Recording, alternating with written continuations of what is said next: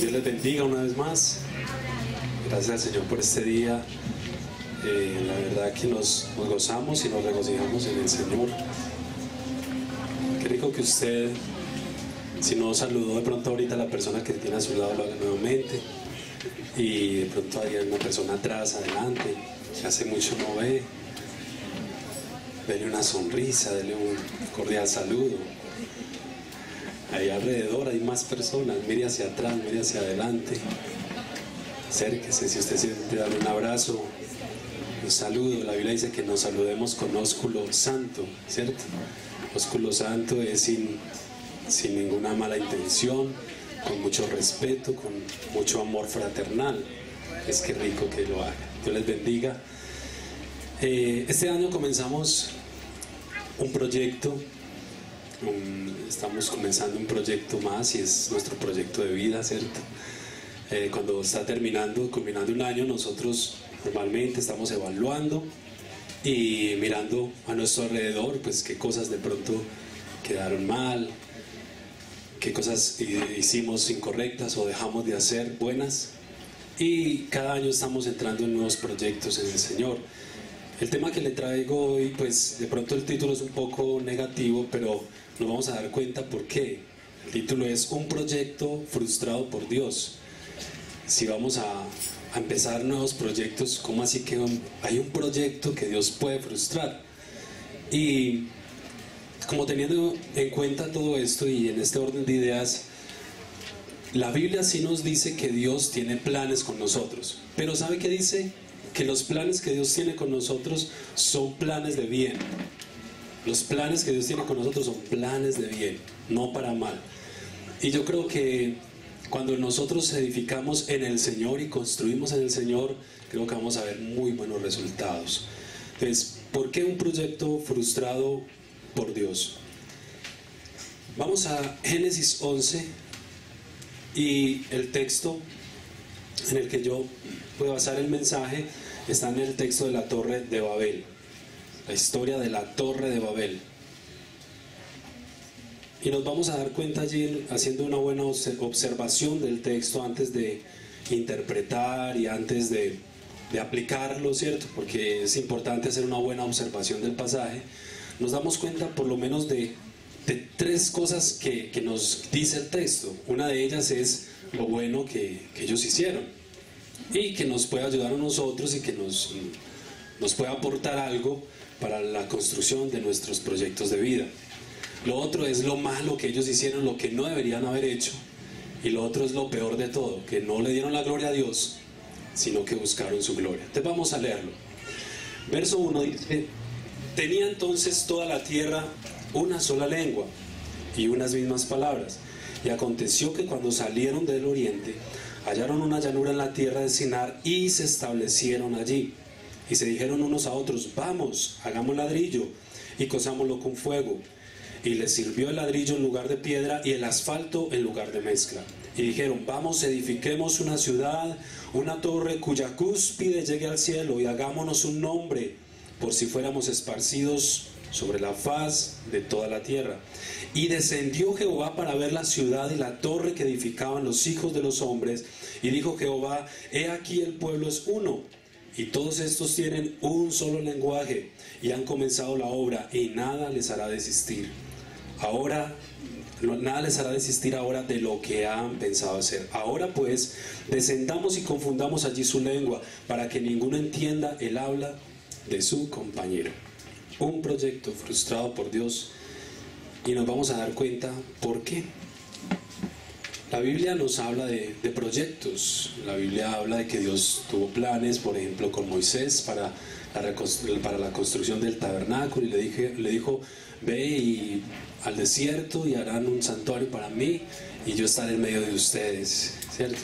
Un proyecto. El arca de Noé, qué proyecto tan grande.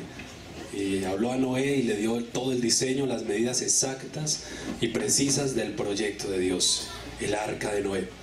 La Biblia nos habla de muchos proyectos, y este es uno de los proyectos que nos preguntamos por qué Dios lo frustró. Y es que lo malo no era tal vez lo que estaban haciendo, sino la motivación por lo cual lo estaban haciendo, la intención de sus corazones. La Torre de Babel, o el lugar de Babel, estuvo ubicado en lo que se conoce ahora como Irak, también territorio, lo que se llama en la Biblia Babilonia. Y esta Babilonia está ubicada allí geográficamente en lo que conocemos como Irak. ¿Recuerdan ustedes este personaje, Saddam Hussein, que fue ejecutado hace años? Y precisamente él allí en ese lugar estableció un reinado, levantó un lugar también.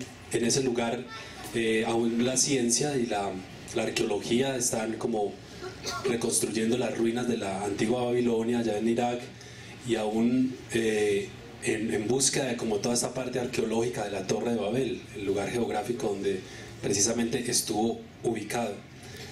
Entonces contemos un poquito sobre esto. Uno se pone a pensar, Dios, cuántas cosas nosotros hemos hecho en nuestra vida, pero tal vez muchas de ellas no las logramos, y nos preguntamos por qué a veces hemos construido y no hemos obtenido resultados. Lo bueno es lo que tiene valor, lo malo lo que no tiene valor, pero lo peor de todo es que ellos no contaron con Dios y trabajaron independientemente o aparte de Dios. Vamos a hablar de lo primero, lo bueno. Listo, lo bueno, y es lo valioso. Esto nos enseña características que podemos apropiar y desarrollar como iglesia, como congregación, para desarrollar proyectos, empezando por nuestro proyecto de vida. Hay unos principios fundamentales para desarrollar proyectos en la familia, en la sociedad, en la iglesia. Es muy importante porque los principios de Dios siempre serán los mismos. Increíble que el pueblo, ellos eran ya los descendientes de Sem, Can y Jafet, y se habían esparcido por la tierra, pero ellos tuvieron la mala motivación de ir hacia arriba cuando Dios les dijo a Adán y Eva, ya en el Edén, les dijo: crezcan, multiplíquense, pero llenen la tierra. O sea, extiéndanse sobre toda la expansión de la tierra. Y terribles ellos como fueron en contra de la voluntad de Dios y empezaron a construir hacia arriba. Hagámonos un nombre, seamos famosos, vamos a alcanzar, vamos a lograr, pero independientemente de Dios. Entonces, lo primero que quiero compartir es lo que podemos aprender, los principios que podemos extraer, apropiarlos para nuestros proyectos, algunas características importantes que nos están mostrando los textos, y que podemos realizar proyectos buenos, proyectos muy sanos, proyectos que son conforme a la voluntad de Dios. No, vuelvo y les digo, no porque Dios estaba en contra de que la torre era muy alta, o porque era muy ancha, o porque era muy extravagante, o porque era muy ostentosa, o por su estructura, sino que Él se opuso por el propósito y la motivación incorrecta, inadecuada que ellos tenían, o que había en el corazón de ellos, ¿sí? Esto nos va a llevar a evaluar varias cosas hoy. Dios no quiere que seamos en la economía tal vez enanos económicamente, o que usted para ser cristiano diga: es que yo tengo que estar así tirado. No, es que el cristianismo no es sinónimo de estar uno tirado o arrastrado, o el que tiene no es verdaderamente cristiano, y el que no tiene a veces lo hemos relacionado con eso. La Biblia dice que la vida del hombre no consiste en lo que posee. La vida con el Señor no consiste en si usted tiene mucho o si tiene poco. La vida de Dios en el hombre consiste en hacer la voluntad de Dios.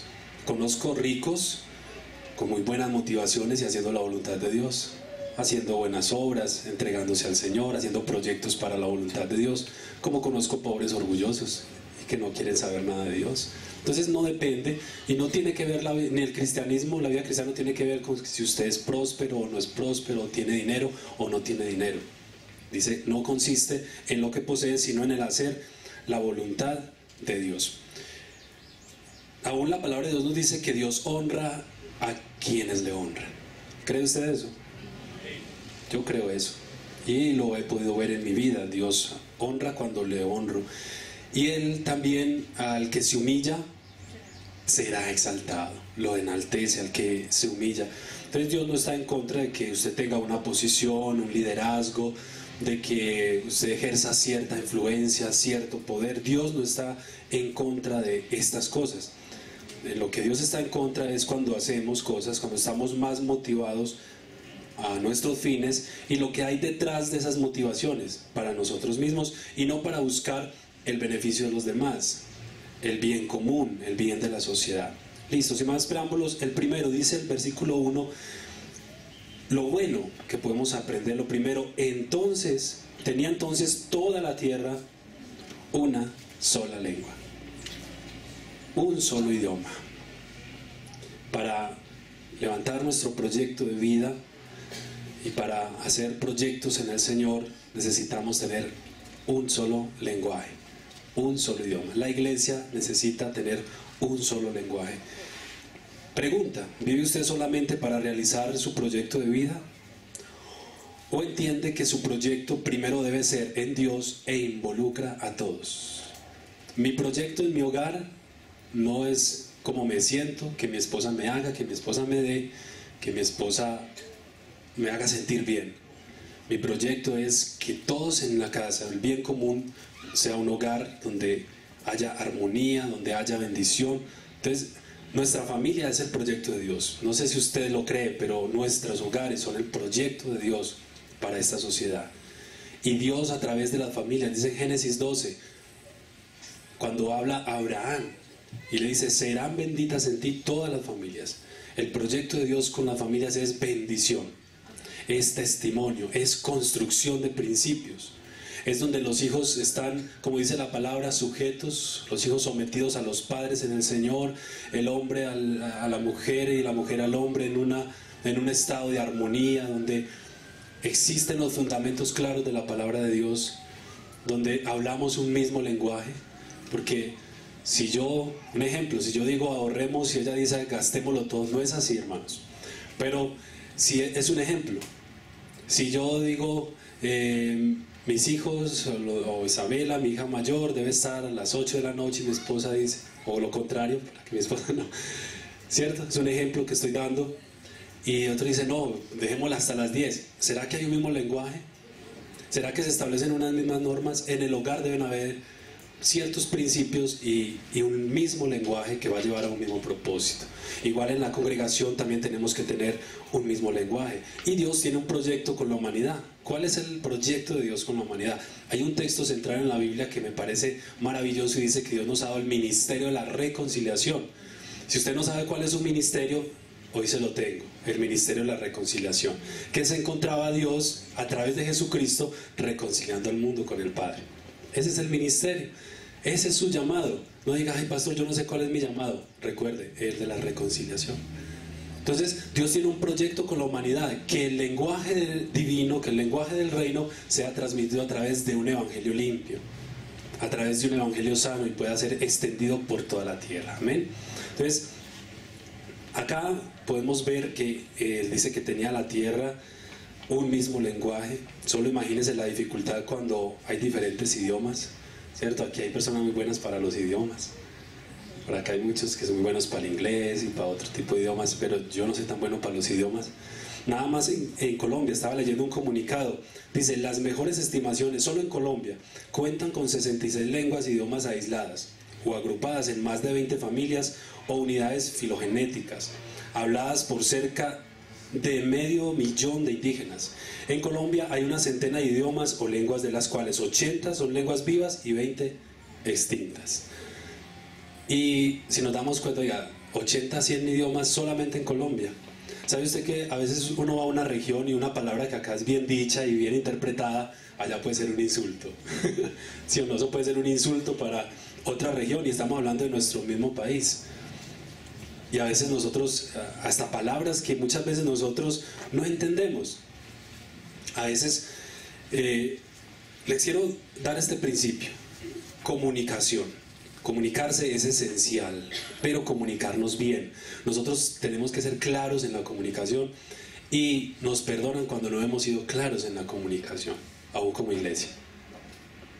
Este es un momento para que usted evalúe cómo usted comunica las normas en su casa, cómo usted comunica con su esposa los deseos que usted tiene en su corazón, cómo van a crear a sus hijos, cómo van a darle principios a su familia. Entonces a veces no hay normas claras. Entonces el uno corrige al hijo y el otro se enoja. ¿Pero por qué lo corregiste de esa manera? ¿Por qué le gritaste? Y eso es un error que todos hemos cometido en algún momento, por falta de comunicación. Pero la comunicación es esencial, pero cuando hay una buena comunicación, una clara comunicación, a veces usted está hablando de gimnasia y le entienden magnesia, ¿cierto? A veces usted, ¿cómo así que estás como sordo? No, no, lo que pasa es que yo soy zurdo, me entendiste mal, me interpretaste mal, o viceversa. ¿Me dijiste sordo? No, no, zurdo. A veces decimos, perdóname, pero yo no quise decirte estúpido por el WhatsApp. Eso es delicado, ¿cierto?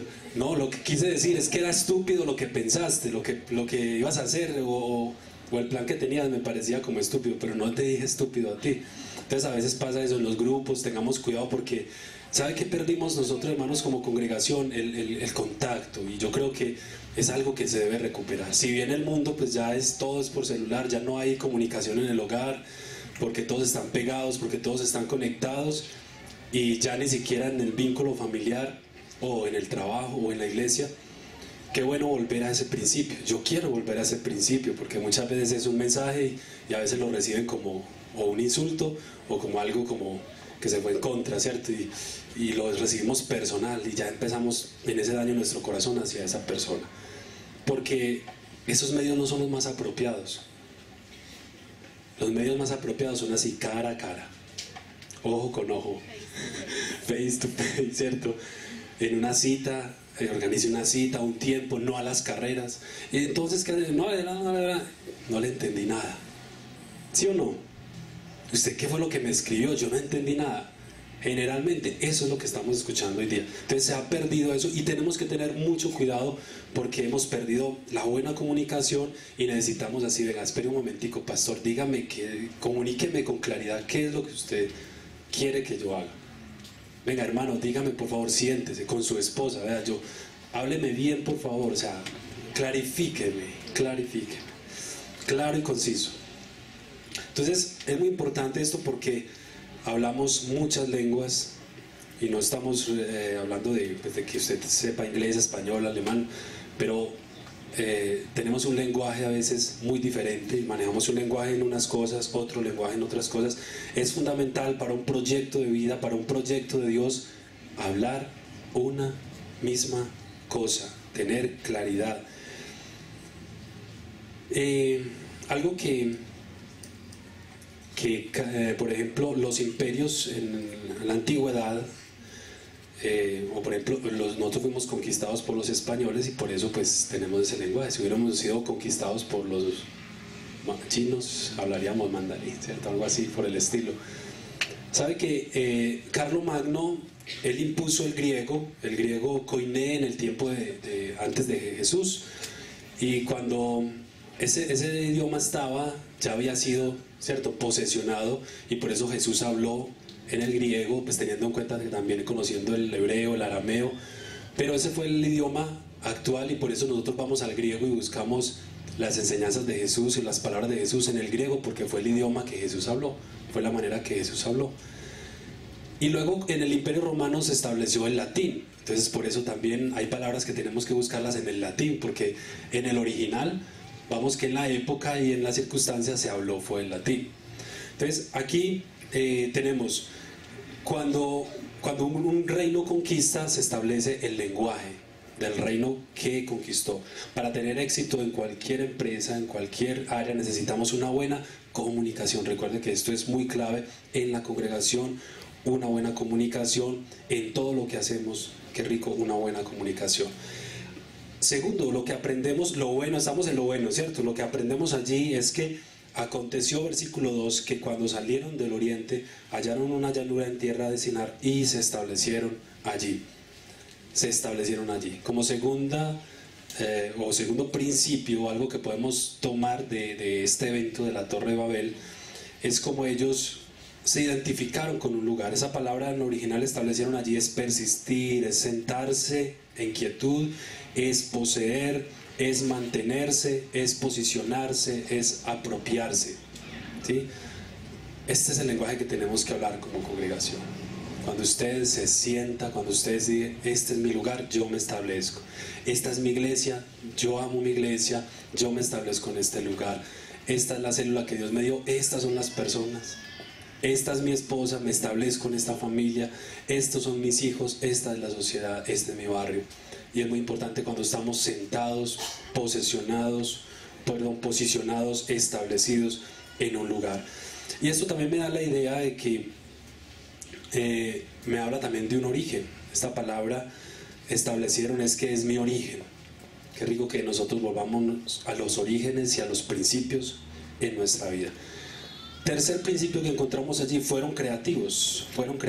Y dice el versículo 3, se dijeron unos a otros, vamos, hagamos ladrillo, cozámoslo con fuego, y les sirvió el ladrillo en lugar de piedra y el asfalto en lugar de mezcla. Es muy importante la creatividad, ¿sabe? La Biblia dice que Dios dio dones a los hombres. Dios nos entregó dones. Gracias a muchas personas que marcaron la historia, como quien creó la luz eléctrica o quien Dios le dio la capacidad de hacerlo, disfrutamos de la luz eléctrica. ¿Se imaginan si nosotros en la actualidad no tuviéramos la luz eléctrica? Estaríamos acostándonos como a las 6, ¿cierto? Más o menos, con las gallinas, como dicen. Con más ahora más o menos, porque puede usted imaginarse. Pero qué bendición por la persona que Dios usó para esta creación. Gracias a Dios por el que creó el avión, porque ya usted no tiene que viajar 10 horas para ir a Cartagena o a otro lugar, sino que llegan en 1 hora. Y son grandes inventos y cosas que Dios permitió en hombres a través de la historia porque tuvieron creatividad. Pero me gusta algo a rescatar de este texto. El versículo 3 dice que se dijeron unos a otros, no estaban trabajando independiente entre ellos, sino que entre ellos había un trabajo en equipo. Había un acuerdo en equipo. Muy importante la creatividad, muy importante su potencial, muy importante los dones del Espíritu que Dios le ha dado, pero si no está en equipo el trabajo, no va a haber éxito en el proyecto. Por eso, para una célula, para un ministerio, para un hogar, para una empresa, se necesita un equipo que tenga un mismo sentir y una misma dirección para las cosas, creatividad y trabajo en equipo, donde dicen vamos a hacer, hermanos, vamos a hacer, no hagan, sino vamos a hacer. Hermanos, estamos, por ejemplo, como congregación en un proyecto de restaurar los tiempos de oración durante la semana, 5 de la mañana de lunes a viernes acá. Es un proyecto de la congregación que Dios ha puesto en el corazón de nuestros pastores y que queremos apoyar ese tiempo. Y estamos motivando a eso, pero muchas veces nosotros, que hagan los que tienen el don de la oración. Yo no tengo tanto el don de la oración, no tengo el don de la madrugada, de la madrugada a las 4 para levantarme y desarrugarme y llegar a las 5 a la iglesia. Yo no tengo ese don, que lo hagan los hermanos que tienen el don. Hay gente que dice, vamos a evangelizar. No, yo no tengo el don del evangelismo, que lo hagan los hermanos que tienen el don de evangelismo. Iglesia, vamos a ayunar. Yo no soy tan bueno para ayunar. Otros tenemos algunas objeciones o críticas frente a las situaciones que se hacen en la congregación o las cosas que hacemos como ministerio. Pero Dios quiere que nos unamos, que todos, si vamos a orar, entonces toda la iglesia ora. Hermanos, y esto es una bendición muy grande, porque cuando la iglesia decimos vamos a orar y empezamos a orar todos juntos, cuando toda la iglesia ora, viene la bendición. Cuando toda la iglesia ayuna, viene la bendición sobre la congregación. Cuando toda la iglesia diezma, no por allá unos como que yo tengo ciertas cosas y yo creo que no se debe diezmar y tenemos diferentes conceptos frente al diezmo, frente a la ofrenda. Pero si todos decimos vamos a diezmar y toda la iglesia diezma, toda la iglesia se capacita, amén. Aquí meto la cuña del encuentro de líderes. Si todo el liderazgo entiende el lenguaje, vamos a prepararnos, vamos a aprender, vamos a edificarnos. Eso es un mismo lenguaje. Pero si un líder por allá dice, no, eso no vale la pena, yo ya sé lo que tengo que hacer. ¿Cómo así que cuida tu oveja? Yo cuido mis ovejas. Qué bobada. Entonces a veces no entramos en el mismo lenguaje. Recuerden la escena de Hechos de Pedro, cuando dice que Pedro fue encarcelado y alguna parte de la iglesia oraba. Toda la iglesia oraba. Toda la iglesia. El que quedó ahí encargado en el momento no dijo, bueno, el hermano Pedro está encarcelado por causa del evangelio. Los hermanos aquí, el hermano John y la hermana, y van a hacer la oración y los otros vayan para la casa a descansar. No, dice que toda la iglesia hacía oración, toda la iglesia estaba en un clamor, toda la iglesia. Entonces aquí nos habla de una unidad, nos habla de un propósito. Son cosas muy buenas que podemos aprender de este texto. aunque ahorita vamos a hablar de lo malo y lo que no debemos hacer, pero lo que sí debemos hacer es tener un mismo lenguaje. Lo que sí debemos hacer es que cuando vayamos a hacer algo, todos vamos detrás. De una vez escuchaba cómo fue el tiempo de transición entre Moisés y Josué. En el tiempo de Moisés y el tiempo de Josué, hubo fracaso en el tiempo de Moisés porque el líder hablaba guiado por Dios y el pueblo murmuraba contra él. Es que Moisés, ¿por qué nos trajiste? Y entre ellos hablaban y murmuraban, y entonces las cosas no fueron. Dice que solamente entró Josué y Caleb de toda esa generación. El resto quedaron postrados en el desierto por la murmuración. Tremendo, hermanos, esto.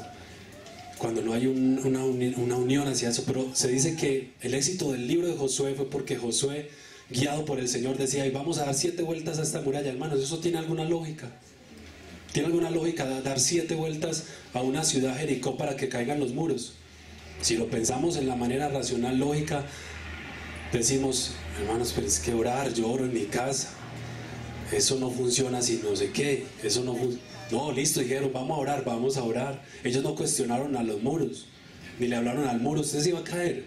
Ellos empezaron a dar vueltas, hermanos, y a la 7ª vuelta cayeron los muros y la victoria la tuvieron. ¿Por qué? Porque el pueblo avanzó, porque había una unidad, porque había un compromiso, porque había un acuerdo.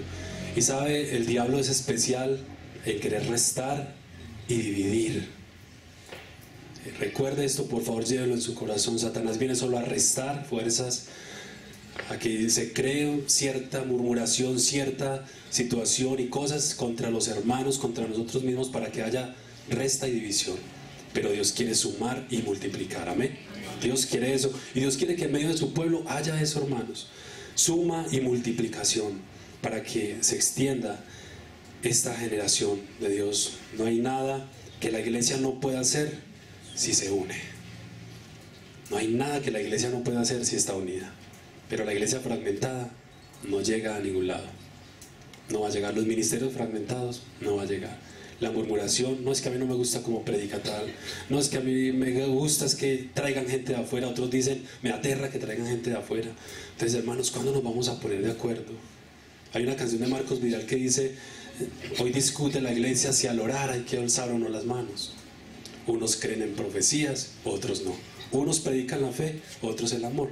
Uno habla en lengua, otro presume de virtud. Y el mundo muere sin ver la luz. Es tremenda esa verdad cantada. Si uno está en una forma y el otro en otra, la iglesia no avanza. Pero si todos nos unimos en ese mismo lenguaje, en ese sentir de Dios, como congregación, vamos a llegar a ver cosas grandes, hermanos, en nuestra casa, en la empresa, el proyecto que usted tiene en su vida. Entonces, hay un principio, y yo creo que vamos a Filipenses 2:4, y es preocupante porque es un principio que se ha estado violentando demasiado. Filipenses 2, verso 4. Filipenses capítulo 2, versículo 4. No mirando cada uno, ¿por qué? Por lo suyo propio.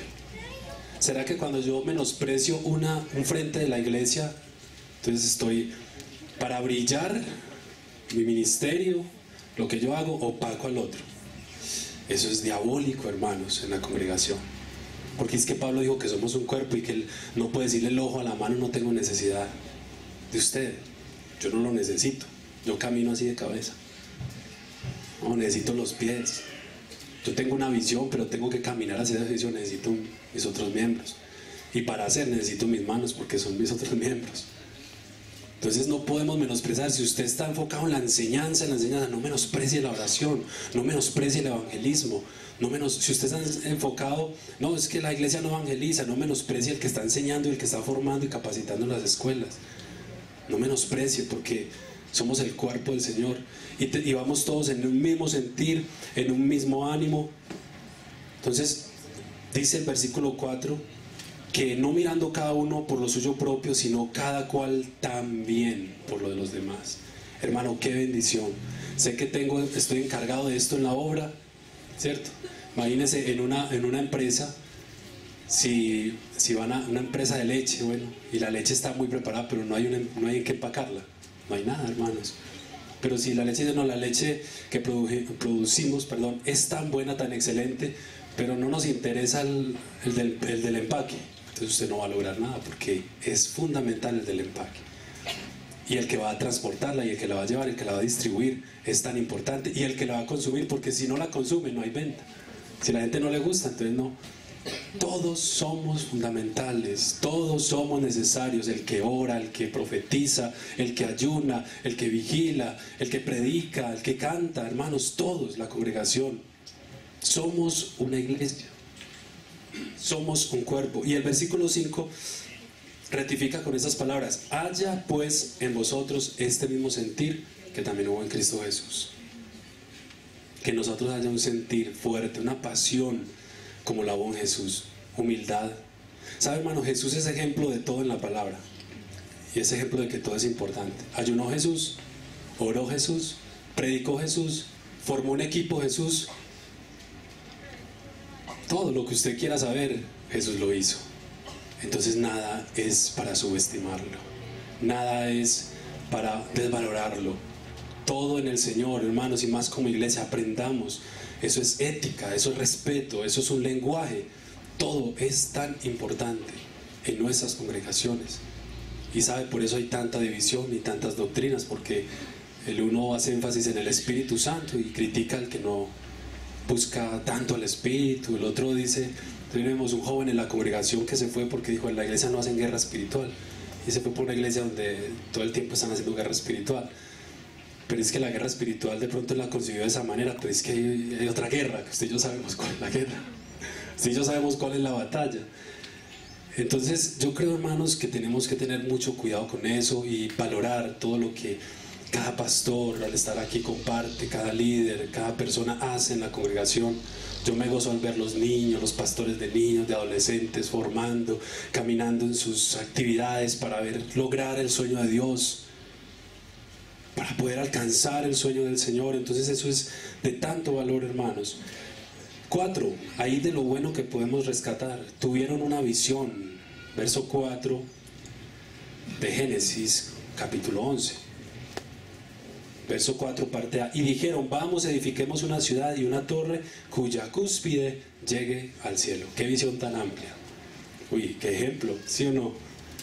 Visión.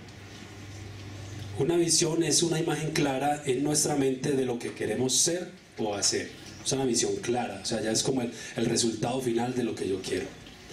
Y necesitamos ser una iglesia de visión. ¿Cuántos dicen amén? No podemos... Pablo dijo, creo que fue al rey Agripa, no quiero ser desobediente a la visión celestial. Cuando hablamos de visión no estamos hablando de la visión particular, porque es que muchas veces criticamos porque esta iglesia tiene una forma y esta iglesia tiene otra. Esa es la visión particular. Pero la visión celestial de la que Pablo habló fue su encuentro con Jesús. Si vamos al contexto de la palabra, nos damos cuenta que Pablo estaba hablando al rey Agripa y le estaba diciendo, no soy desobediente, y empezó a contarle cómo fue todo. Iba camino hacia Damasco, vino un resplandor de luz, caí al suelo y una voz del cielo me dijo, Saulo, Saulo, ¿por qué me persigues? Esa es la visión celestial. Empezó a testificar de esa visión y la gente a convertirse al Evangelio, porque nuestra única visión que tenemos es llevar a Cristo al mundo, es llevar a la palabra de Cristo y el verdadero Evangelio, y no estar peleando por lo particular, por lo individual, por las formas, por las culturas, por las maneras. Iglesia, necesitamos entender esto para poder avanzar en el proyecto del reino. Entonces, una visión siempre va a surgir de una necesidad dada por Dios, una necesidad del corazón de Dios. Tenga claro y en cuenta esta característica tan importante de la visión. La visión surgirá a partir de la necesidad de Dios. Hay necesidad en su vida, hermano. En mi vida hay muchas necesidades y tengo que trabajar en mi vida personal. ¿Sabe que a veces trabajamos todas las áreas? Social, familiar y ministerial y todo eso. Y me parece curioso que en la hojita de propósito la última que aparece es el área personal, y es la más importante, que es la que a veces descuidamos, siendo heraldo para muchos y nosotros siendo eliminados. ¿Le parece eso tremendo? Poder estar siendo nosotros eliminados y ante la gente mostrando que todo está muy bien. Ojo con el área personal. La visión nace o surge de la necesidad del corazón de Dios desde nuestras vidas y para lo que vamos a hacer. Hay un hombre en la historia, Abraham Lincoln. Él fue el 16º presidente de los Estados Unidos. Él lo que hizo fue abolir la esclavitud, vio el sufrimiento de las familias, de los esclavos. En ese tiempo surgió algo que fue la Guerra de la Secesación, porque él para la humanidad como que entró a violentar, al ver las familias siendo dispersadas, como el papá se los llevaban a una hacienda, a un lugar de esclavo, la mamá iba de esclavo a otro lugar, los hijos llorando por sus padres, la esclavitud, el maltrato, el flagelo, y Abraham Lincoln veía todo eso y decía, esto no es justo, esto no es justo. Y ahí nació una visión, y la visión era llegar a la presidencia para hacer libres a los esclavos. Esa era la visión clara que él tenía. Y empezó a trabajar en eso y se presentó a las urnas y nada, y no salía favorecido y volvía a intentarlo otra vez más y otra vez y otra vez y otra vez, hasta que por fin llegó a la presidencia. Y allí se estalló una guerra tremenda porque él empezó a defender a la esclavitud. Y por Dios, y seguro que por hombres como ese, nosotros podemos decir somos libres. Mira que está a su lado, dígales, tenemos libertad, somos iguales. Somos iguales, nadie es más que nadie, ¿cierto? Pero si no hubiera sucedido eso, estaríamos todavía mirando al otro por debajo. Usted no vale nada y yo soy mucho. ¿Sí o no? Usted no vale nada y yo soy mucho acá. Estaríamos todavía en la misma situación y no tomando el principio de Cristo, no mirando cada uno por lo suyo, sino antes también por lo de los demás y mirando a cada uno como superior a nosotros mismos. Mira el principio de Cristo y mira lo que el mundo nos muestra. Mira al otro por encima del hombro, con arrogancia, con prepotencia. Pero el principio de Cristo en la palabra es: mire a su hermano más grande que usted, ¿cierto? Bueno, no hablo de físicamente, pero mírelo en su estima, como superior a usted mismo. Y eso es un buen principio, hermanos, que tenemos que poner en práctica acá. Nadie es más que nadie. Nadie es más que nadie, pero mírelo como más. En vez de mirarlo como menos, mírelo como más, así no sea más, pero mírelo como más. Y considérelo y respételo como alguien más que usted mismo. Entonces aquí surgió esa necesidad, él vio y comenzó y trabajó hasta que llegó a la presidencia, y esa fue la visión que Dios le dio y se logró. Y vino la libertad de la esclavitud y fue donde estalló esa tremenda guerra. Pero vemos ahora una gran bendición de parte de Dios. La visión nos permite tener el sueño terminado, así no hayan cimientos. Amén. Así usted no tenga dinero, dice: pastor, yo no tengo plata. Es que Dios no le está preguntando si tiene plata. Es que la gente no está a favor, la gente está en contra. No hay cimientos, no hay nada. ¿Cómo estaba la tierra, hermanos? Desordenada y vacía, no había nada que hacer. Y a veces nosotros queremos cosas ya logradas para empezar a trabajar, y Dios nos dice: tome de lo que hay o lo que no hay. Y la visión nos permite tener el sueño terminado, así no hayan cimientos, así no hayan fundamentos, así no hayan principios. Usted va a establecer los principios. Si en su empresa no hay principios, empiece usted por el principio de consagración a Dios, de compromiso, de testimonio, y va a empezar a sembrar los principios en su empresa, en su casa y en todo lugar. Y allí se va a levantar una gran obra. La visión permite que todos, con la multiforme gracia de Dios, podamos apoyar y trabajar para un mismo propósito y una misma dirección, con la multiforme. ¿Recuerdan lo que hablamos ahora? Hermano, lo que usted tiene es importante. Venga para acá, para el reino, y pongámoslo en función del reino. Nunca subestime. Es que yo sé hacer como huevitos con hogado y con un toquecito de... y eso es lo que yo sé hacer. Ay, hermano, eso lo necesitamos. ¿Creen que lo necesitamos o no? ¿Cuántos tienen hambre? Necesitamos los huevitos, ¿o no? Entonces, usted tiene un talento, un don. Venga, únase al trabajo, y todo es importante en el reino del Señor cuando está bajo una buena motivación.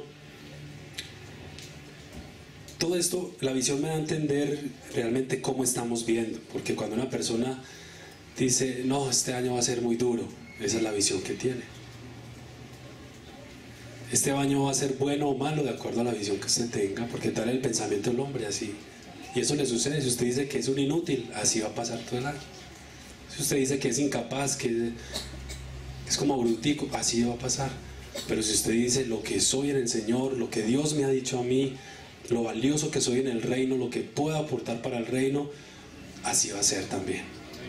Porque recuerde que la visión es una imagen clara de un fin ya realizado. Entonces, ¿cuántos ven a Warner para Cristo? Todo. Amén. Aleluya. Entonces vamos a trabajar, iglesia. Empezamos por unirnos, por amarnos y por respetarnos. Porque este pueblo necesita conocer a Cristo y ser transformado, pero tenemos que empezar desde la iglesia, desde adentro, desde nosotros. Hay otro ejemplo también que quería hablarles. Bueno, el creador de Walt Disney dice que él se inspiró en un ratoncito, de veras, de verdad. Dice que cuando él estaba en la oficina en su trabajo, cada día pasaba un ratoncito y subía por la mesa y bajaba y se iba. Si usted busca, y va a encontrar que él se inspiró en ese ratoncito para crear el personaje de Mickey Mouse. Y que es Disney hoy día. Eso es una potencia, eso es un estado, ¿sí? Uno prácticamente podríamos decir que... Y las personas que igual con cada empresa, con cada... mi hermana hace muchos años, una hermana que yo tengo, trabajó en Pasabocas Margarita. Y nosotros disfrutamos de algo muy rico, a quien nos gustan las papitas Margarita. Pero ella nos contaba la historia porque ella trabajó en la empresa y cómo comenzaron. Sembrando papitas, vendiéndolas en bolsitas transparentes y saliendo por la calle a ofrecer las papas. Y que es Pasabocas Margarita, y que son muchas empresas hoy día. Porque se inspiraron, porque tuvieron una visión. Entonces, nosotros a veces tenemos una visión y oramos, Señor, sí, declaramos Warner para Cristo. Iglesia, ¿cómo estamos caminando para conquistar a Warner para Cristo? Entonces, eso es muy importante, que la visión es una idea final, pero tiene que llevar un proceso. El versículo 5, en una versión, en la parte final, donde dice que descendió el Señor, lo que edificaban los hijos de los hombres. Versículo 6, y aquí el pueblo es uno y todos estos tienen un solo lenguaje y han comenzado la obra y nada les hará desistir ahora de lo que han pensado hacer. Una versión dice, todo lo que se propongan lo podrán lograr.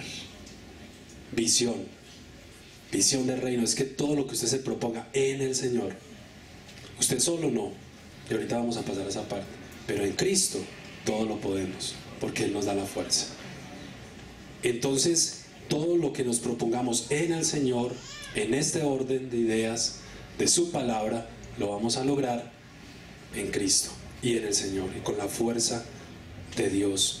Entonces la unidad es esencial, la visión es fundamental. Vamos entonces al otro paso. Lo primero es lo bueno, y aprendimos muchas cosas. ¿Qué es lo malo? ¿Qué es lo que no se debe hacer realmente? Y ahí mismo en el 4, en la parte B, dice, hagámonos un nombre por si fuéramos esparcidos de sobre la faz de la tierra. Hagámonos un nombre. Grave error. Tuvieron una visión, pero estaban trabajando independientemente de Dios. Grave error, ya. Sí, hagámonos nosotros un nombre, hagámonos famosos. Esto sucede cuando, normalmente, hermanos, cuando uno empieza a construir en su propia vida, es como, podríamos decir que es una muestra de que creemos que Dios ya no está interesado en nuestros proyectos. Entonces empezamos a nuestra manera. Es una necesidad impresionante, insaciable en la vida del ser humano. Y es que cuando vemos que otros alcanzan y lo mío no funciona, ay, Señor, he esperado tanto en ti, he esperado tanto ese hombre, ese Chayán, ese hombre consagrado, ese hombre de ministerio y bonito, o mujer, ¿cierto? Pero me cansé. Por ahí en la empresa hay un hombre muy especial que me está dando detallitos y me dice que quiere algo serio conmigo, y usted tenía un proyecto del Señor, esperar en Él, pero llegó un momento donde se tiró en todo y empezó a hacer su proyecto. Entonces, cuando hacemos proyectos de nuestras fuerzas, es una muestra de que ya pensamos de que Dios no creo que me respalde en este proyecto. Entonces empiezo a construir lejos de Dios y empiezo a edificar y a subir, a querer subir lejos de Dios. Y eso fue lo que hicieron los babelitas o los babilónicos o las personas de ese tiempo.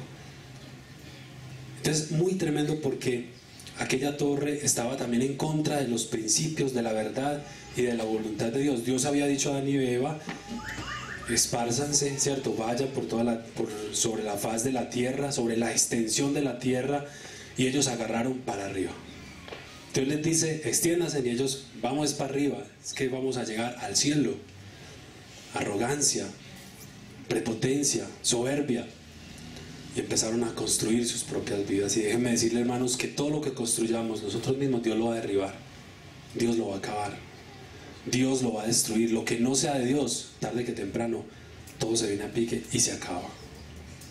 Hechos dice que los discípulos dijeron, vamos a mirar, si esta obra es de Dios, permanecerá, pero si esto es de los hombres, esto se desvanece, esto se acaba. Sencillo. Y antes de yo ser grande, esto me da a entender, o me da la idea de que antes de yo ser grande, de ir hacia arriba, debo hacer grande. ¿Me entienden esto? Antes de yo, es que yo soy el que mando en este hogar y la Biblia dice que yo soy la cabeza. Antes de que usted sea grande, entonces ame a su esposa, dedique tiempo a sus hijos, pase tiempo con sus hijos, ore con ellos, déles sus principios, sea ejemplo en su casa. Porque el líder está no puesto para imponer, sino para ser ejemplo. Igual en el ministerio. Es que yo soy la autoridad acá, entonces vamos a trabajar desde acá. Extensión, ¿cierto? Dios, el propósito de Dios con Adán y Eva, ¿cuál fue? Crecer, multiplicados, llenar la tierra y sojuzgarla, extiéndase. Y ellos, por temor a ser esparcidos, digo, vamos a edificar una torre que llegue al cielo por si fuéramos esparcidos. Vea que no querían aceptar la voluntad de Dios, sino su arrogancia y decir, vamos para arriba, vamos a edificar nuestro proyecto. Esto también nos tiene que dar la idea de esparcir la simiente y no nuestras ideas. Esto nos da la idea también de pensar en el otro y trabajar con justicia y no pensar en mis fines personales. Pero todo lo que esté puesto en mis fines, en la realización de mis fines, pasando por encima de los demás, todo eso se derriba, tarde que temprano. Esto nos da la idea de esparcir el Evangelio. ¿Sabe? El principio de Hechos también era la iglesia, la primera iglesia del Señor, se reunía en las casas. Y dice que iban por las casas. Mire, iban, esparciendo. Expansión, extensión. Y dice que compartían, comían juntos, oraban juntos, con sencillez. Pero hoy día, tristemente, vemos en muchos lugares unos megaproyectos, unas construcciones babilónicas, como la Torre de Babel, porque estamos buscando muchas veces otras cosas. Gente buscando el lugar, el poder, el control, la manipulación, y están buscando es enriquecerse y hacia arriba, y no pensando en la extensión. Esto es contra el principio de Dios. Y todo lo que va en contra de los principios, luego Dios va a descender y va a frustrar todos los planes. Por eso dijo él, ahora veo que el pueblo es uno, no van a desistir, ahora entonces descendamos pues y acabemos con todo esto. Acabemos con todo esto. Así tengamos que comenzar otra nueva generación. Eso fue lo que hizo Dios con el diluvio. Voy a raer de sobre la faz de la tierra, porque los pensamientos de los hombres son de continuo mal y solo están pensando en lo suyo y en el mal y en hacer maldad, y no están pensando en mi reino. Entonces Dios dijo, voy a raer de sobre la faz de la tierra toda carne, y el Señor envió el diluvio. Entonces el Señor, cuando usted construye en sus propias fuerzas, lejos de Él, hermano, no va a llegar muy lejos. Quien sube como palma cae como coco. Quien quiere alcanzar y ir sin Dios va a terminar muy mal. Pero lo de Dios siempre permanecerá. Siempre permanecerá. Predicar el Evangelio no es pensar en mí, sino en el otro. Por eso es que a veces nos da dificultad, porque es que, ay, ¿qué me van a decir? Entonces estoy pensando en mí. Ay, ¿será que sí me van a recibir? Me van a tirar cáscaras, piedras. ¿Yo qué voy a hablar aquí? ¿Qué susto? Estoy pensando en mí, en guardar mi vida. Pero sabe, Cristo no pensó en eso. Cristo solo habló y lo tuvieron que matar, y los discípulos también. No les importó, los mataron a todos, pero esparcieron y hicieron la voluntad de Dios. Cumplieron el propósito de Dios. No nos puede agarrar el síndrome de la Torre de Babel, iglesia. Oremos por eso, cuidémonos que no nos agarre. El síndrome de la Torre de Babel es la cúspide, el poder, el control, alcanzar las cosas por nuestros proyectos, nuestros esfuerzos, construir nuestras propias fuerzas, la vida, cuando es en el Señor que construimos, y Dios va a derribar y va a humillar. Entonces recordemos que lo malo no es la extensión de la torre, lo alta que era, sino la mala motivación que había detrás de lo que ellos estaban haciendo, que estaban buscando para ellos mismos y no para el beneficio de los demás. Y eso no puede suceder en nosotros.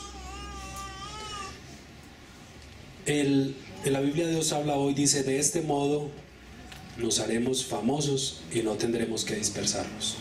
Ese versículo 4 en la parte B, en la Biblia Dios habla hoy, dice: de este modo nos haremos grandes, nos haremos famosos y no tendremos que dispersarnos. Yo le pregunto, ¿quién es famoso aquí, hermano? Cristo. Hay que regar la fama de él. Dice que la fama se extendió en el libro de los Hechos, pero era porque ellos estaban predicando era Cristo, no ellos. En el momento que los iban a adorar, ¿se acuerda que le estaban diciendo es que Júpiter, Saturno a otro y el otro? Y ellos dijeron: ojo que eso no es con nosotros. Aquí el famoso es Cristo. Aquí el importante es Él. El que murió en la cruz es Él. Babel, note esto claro, Babel es una palabra hebrea que significa confusión. Confusión, esa palabra es turbación. Confusión es turbación. En el diccionario enciclopédico Éxito dice: Babel, torre de edificio que según el relato bíblico, escuchen bien esto, intentaron elevar los descendientes de Noé para precaver un nuevo diluvio. El proyecto era que la cúspide llegara hasta el cielo, pero Dios castigó esta pretensión con la confusión, aquí está la palabra, de las lenguas y la dispersión de tres grandes familias, semitas, camitas y jafeticos, por la tierra. Y simboliza, escuche bien esto, simboliza la condenación de la soberbia. Tercero y último punto donde yo quiero entrar: la soberbia. Eso es lo peor de todo. Recuerden que les dije, una cosa era lo bueno que podíamos rescatar, lo segundo lo malo, lo que no debemos hacer, y lo tercero, lo peor de todo, mucho menos que debemos hacer: la soberbia, la condenación de la soberbia. Usted es humilde, viene de un lugar humilde, de un hogar humilde, donde a veces hasta pasamos necesidades. Yo puedo decir, vengo de un hogar donde pasamos necesidades en momentos, donde no fue fácil, y a veces llegamos, entramos al colegio, a la universidad, hago un doctorado, hago un diplomado, ahora yo soy el gerente, yo soy el fuerte, yo soy el arquitecto, y vamos perdiendo la humildad y nos vamos inflando, ¿sí o no? Yo me incluyo, hermanos, ahí. Dios nos guarde, Dios me libre de irnos inflando, de irnos creciendo. Pero eso es la soberbia. Empezamos a alcanzar cosas y nos creemos la gran cosa. Hermano, se lo digo en amor, no se crea la gran cosa. No se crea, es el Señor en nosotros, es Dios en nosotros. Un hombre en la Biblia, Juan capítulo 3, Juan capítulo 3, verso 30. Un hombre en la palabra, Juan el Bautista. Juan capítulo 3, verso 30, dijo esta expresión, expresó esto: es necesario que Él, diga conmigo, Él, es necesario que Él crezca, pero que yo mengüe. Ese texto ha estado un poco mal interpretado, porque hasta la canción que cantamos acá en la congregación, y yo sé que como músicos tenemos que entrar en reevaluar algunas letras, algunas cosas, porque la canción que cantamos dice: menguar para que crezcas tú. Dígame, ¿cuál es la necesidad aquí según el texto? ¿Primero nosotros o primero Él? Dice, es necesario, no menguar, sino es necesario que Él crezca. Sí vamos a menguar, claro, pero cuando Él crezca. Entonces, no sé, a ver, los músicos acá, ayúdenme a componer el verso. Crecer en Él para menguar nosotros. Más fácil, ¿cierto? Hay canciones que tenemos que reevaluar. Hay una que también dice Padre nuestro que estás en los cielos, y también la cambiamos, porque decía: hágase tu voluntad en los cielos como en la tierra, y no es así, es en la tierra como en el cielo. Porque ¿cómo le vamos a decir al Señor cómo tiene que hacer en el cielo como se hace en la tierra? Sería terrible. Entonces a veces cantamos y como que no. Pero yo creo que es bueno evaluar esto, hermanos. El texto nos está diciendo algo muy claro: es necesario que Él crezca, que Él crezca. De hecho, está en un contexto de boda. Me gusta mucho, leamos el 25, dice: hubo entonces discusión entre los discípulos de Juan y los judíos acerca de la purificación. Versículos atrás, 26. Vinieron a Juan y le dijeron: Rabí, mira que el que estaba contigo al otro lado del Jordán, está hablando de Jesús, de quien tú diste testimonio, bautiza, y todos vienen a Él. ¿Qué respondió Juan? Voy a ir a hablar con ese Jesús, porque es que el que fui enviado a bautizar soy yo. No, dice: no puede el hombre recibir nada si no le fuera dado del cielo. Vosotros mismos me sois testigos de que dije: yo no soy el Cristo, sino que soy enviado delante de Él. El que tiene la esposa es el esposo. Si por ejemplo, acá voy a poner un ejemplo, hay un soltero que yo pago, a Brian, yo no sé, miré para ese lado y Brian se va a casar y me invita a su boda. Pastor, lo voy a invitar a mi boda. Yo estoy alegre porque Brian se va a casar. Pero después de que Brian se case, me voy a ir con la esposa de Brian. ¿De quién es la esposa? Del esposo, no del amigo del esposo. El amigo va y se alegra y disfruta. Vamos a celebrar, y dónde es la fiesta, y vamos a comer y vamos a compartir todos. Pero el que se lleva a la esposa es él. Juan el Bautista estaba diciendo: la esposa es del esposo, no es mía. ¿Sabe, hermano? Esta iglesia no es suya. Aquí nada es de nosotros, es del Señor. Nada de esta congregación, todo lo que hay en esta congregación es de la iglesia, es de este pueblo, es para la obra de Dios, pero nada es nuestro, nada es nuestro. Y Juan está diciendo allí un principio muy claro: dice, yo no, o sea, yo voy a permitir que Él crezca primero, que Él avance. Y eso es lo que tenemos que hacer nosotros, vea, ponernos atrásito con mucho cuidado, vamos para atrás para que Jesús avance. Pero hoy en día, hermanos, uno ve a la gente: yo soy el apóstol, yo soy el reverendo, yo soy el tremendo, y Cristo está quedando atrás y la gente está viendo es al hombre. Pero es necesario para yo poder menguar en mi vida, porque ya sería humanismo si yo digo: ay, a veces hay apariencia, ay, el hermano tan fiel, tan humilde, no, tan lindo, tan de Dios, pero usted no sabe, de pronto su vida se está destruyendo por dentro, porque está mostrando es algo humano. Pero lo primero que Dios dice aquí es necesario que Él crezca, deje crecer a Cristo, deje que Él sea famoso, deje que Él lo haga. Ore por el enfermo, y si no se sanó, gloria a Dios, se va a sanar a la noche, o mañana va a amanecer sano. Pero es que no es mía. El Señor es el que lo sana, el Señor es el que lo levanta, el Señor es el que lo hace, hermanos. Entonces es necesario que Él crezca, pero que yo me haga cada vez más atrás, mengue, retroceda. Entonces la necesidad no es menguar, la necesidad es que Él crezca. Ojo con eso, iglesia. El propósito de Dios, y es muy importante, es necesario esto. Por mucho que usted alcance, no se crea mucho, porque de repente puede venir la caída. Santiago 4:6 dice que Dios resiste al soberbio, pero da gracia al humilde. La mejor manera de estar en las alturas es aferrado, es buscando, es dependiente, de rodillas. Usted sabe que mientras más alto esté en el copo del árbol, hace más viento, y la caída puede venir más súbita, más impresionante, más fuerte. Por eso entre más arriba, vea, la iglesia, pegados, aferrados de Él, aferrados del Señor en todo. Entonces por eso Dios dijo ahí en el 11, vamos a ir terminando ya. En el 11 dice: ahora pues, versículo 7, descendamos y confundamos su lengua para que ninguno entienda el habla de su compañero. Así los esparció Jehová desde allí sobre toda la faz de la tierra, y dejaron de edificar la ciudad. Lo que es del hombre se acaba. Babilonia fue construida por el rey Nabucodonosor. Y yo quiero que vamos a Daniel, es el último de los últimos textos. Daniel, me perdonan, hermanos, pero sé que esto es muy importante que lo podamos entender. Daniel 4, versículo 28 en adelante. Habla del rey Nabucodonosor. ¿Quién fue el rey Nabucodonosor? Conquistó reinos, ciudades, pueblos. Entre ellos conquistó la ciudad de Judá. Llevó cautivos al pueblo, levantó ídolos, alcanzó gloria, una cosa impresionante, fama. Daniel capítulo 4, desde el verso 28 dice: todo esto vino sobre el rey Nabucodonosor, todo lo que le estoy diciendo. Miren lo que sucede. Al cabo de 12 meses, paseando en el palacio real de Babilonia, habló el rey y dijo: ¿no es esta gran Babilonia que yo edifiqué para casa real con la fuerza, ¿cierto? No es esta la gran Babilonia. Dice que yo hice la casa real con la fuerza de mi poder y para gloria de mi majestad. ¿No es esto mío? Aún estaba la palabra en la boca del rey cuando vino una voz del cielo: a ti se te dice, rey Nabucodonosor, el reino ha sido quitado de ti, y de entre los hombres te arrojarán, y con las bestias del campo será tu habitación, y con los bueyes te apacentarán. 7 tiempos pasarán sobre ti hasta que reconozcas que el Altísimo tiene dominio sobre todo reino de los hombres, y lo da a quien él quiere.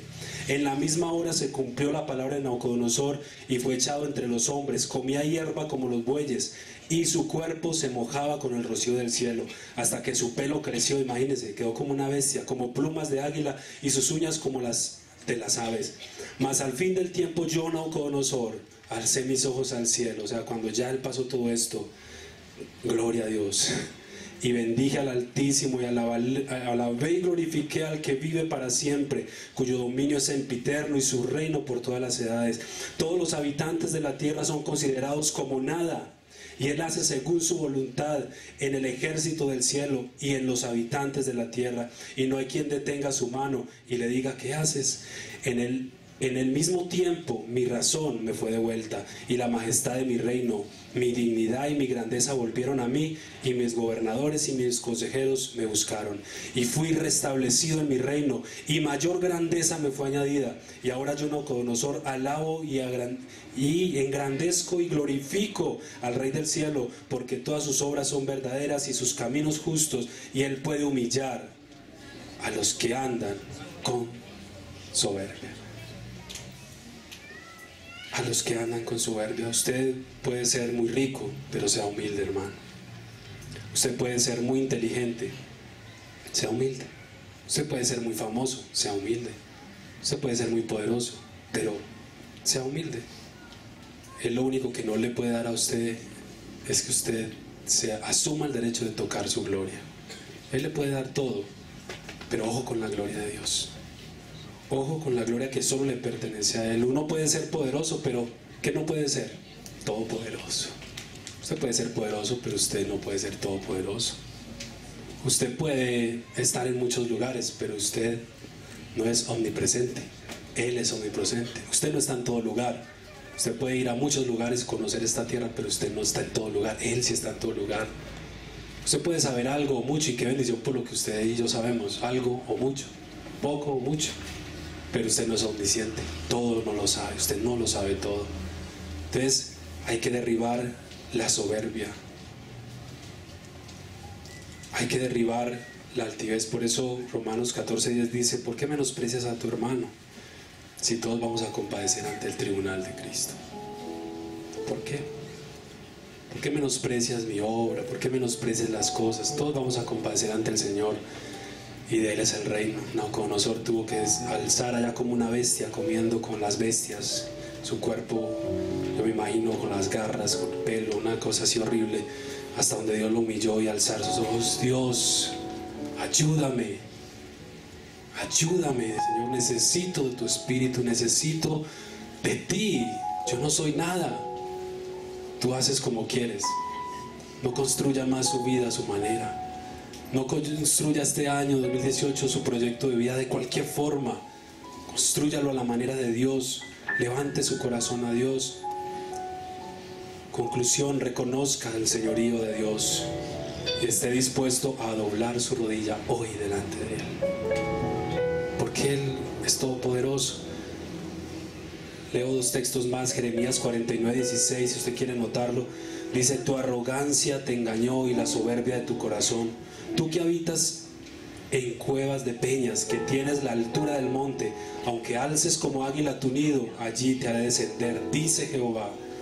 Abdías, versículo 4: si te remontares como las águilas, y aunque en las estrellas pusieres tu nido, de ahí te derribaré, dice Jehová. Arriba de Dios no hay nadie. Dios derriba las grandezas del hombre y nos humilla. Salmo 90, versículo 3 dice: vuelves al hombre hasta ser quebrantado, y dices: convertidos